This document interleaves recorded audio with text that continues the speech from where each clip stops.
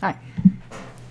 Today is Monday, November 21st, 2011. It's probably right around 5:45 in the evening.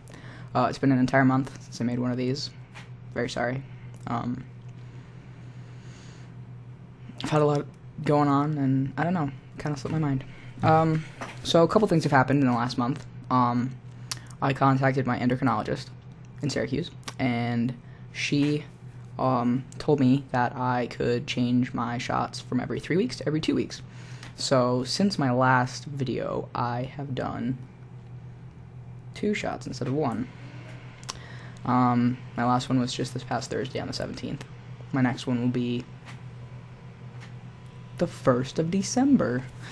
I don't know, I feel like things are changing a little faster now.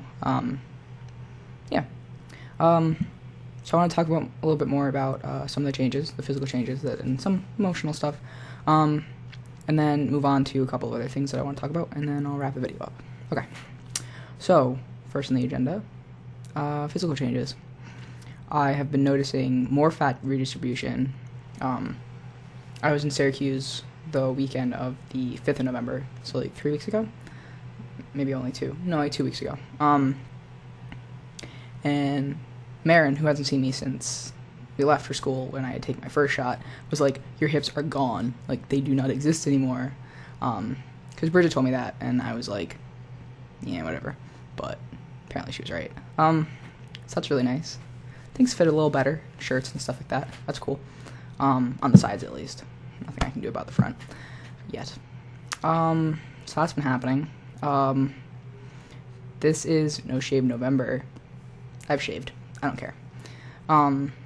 Because, let's be honest, if I had let it go, nothing would have happened anyway. Probably would have had a weird-looking dirt stash, which is just not attractive for anyone, so. But I have been getting a little bit under here. But it's like peach fuzz, so you can't see it ever, unless you're, like, literally looking at me from right here, so. It's fine. But I do shave every once in a while. Keep things tidy. I like to manscape. Brackets. But yeah, that's about it in terms of physical changes. Again, I can't tell if my voice is going down. I live with myself every day. Eventually, sometime, I'll probably just look at videos from August and be like, I used to sound like that my whole life, but for right now, I feel like I still sound the same. Maybe a little lower. Not that much, though, I don't think. At the trans panel on Wednesday, which I'll talk about, Noah was saying this, like, in, like, 8 months, 9 months for his voice to drop. So, anyway. And in terms of emotional changes, I've noticed that, well, like, I don't feel any different, to be honest, but it's harder to cry. Like, actually cry. Like, there are moments when I know what I feel like when I'm about to cry. Like, I get all of it, and it's the same every time. But I can't actually do it. I don't know. That sounds weird. But I don't know. So that's about it for the change roundup. We had the Transform the Way You Think panel at NAS on... This always happens when I'm doing a video. I'm sorry.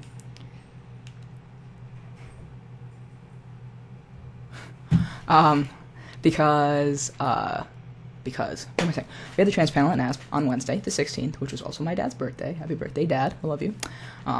It went pretty well.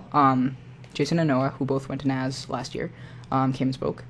And then we had a trans woman and genderqueer individual from the Speakers Bureau of the Gay Alliance of Genesee Valley. A lot of interesting questions got raised.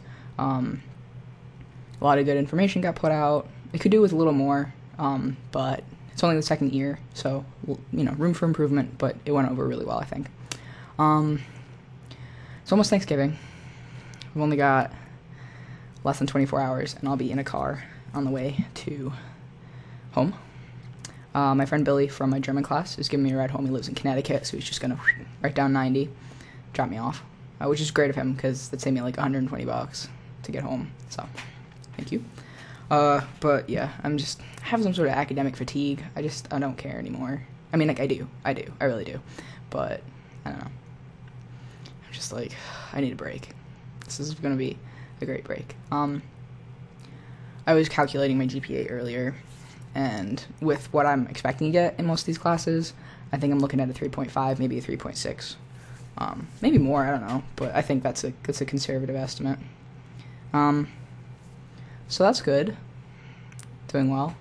Yeah. And now on to, I think, the last portion of this video. Trying to keep it kind of short. It won't be short. It's going to be like 8 minutes again. So strap in, everyone. Yesterday, Sunday, November 20th, was the Transgender Day of Remembrance. This is also, November is also apparently Trans Awareness Month, like, just in general. Most people don't know that, though. But yesterday was Day of Remembrance.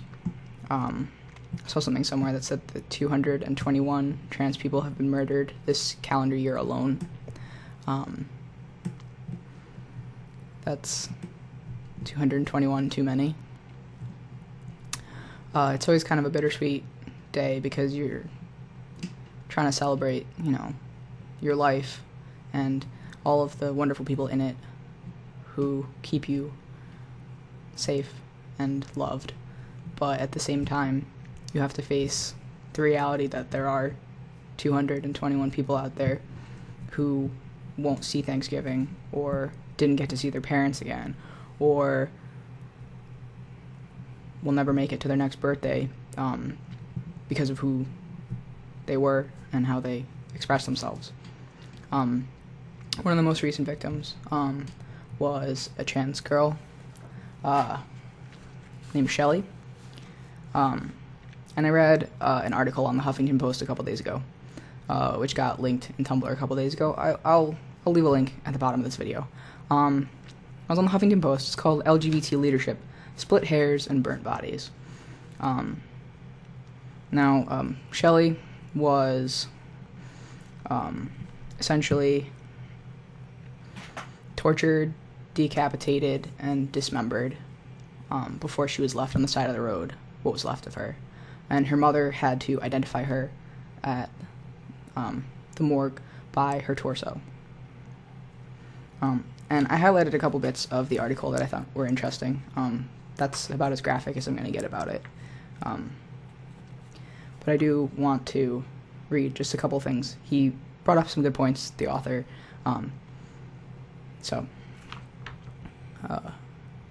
In marking this TDOR, Trans Day of Remembrance, it is time for leaders in the LGB communities to admit that they need to do more. Transgender individuals are a small minority of the LGBT community, but also the ones who need the most support in this day and age. And then he goes on to say a couple things about imagine yourself in their shoes. Yet there are many organizations that espouse to support the transgender community, but really what they're doing is splitting hairs. In light of Shelley Hilliard's charred torso, the actual amount of money and human resources that most LGBT organizations devote to transgender services is insulting. The transgender community has remained steadfast to LGBT causes and is resilient despite the magnitude of hate and discrimination still present in our world, but the time has come for allies to seriously address the letter T.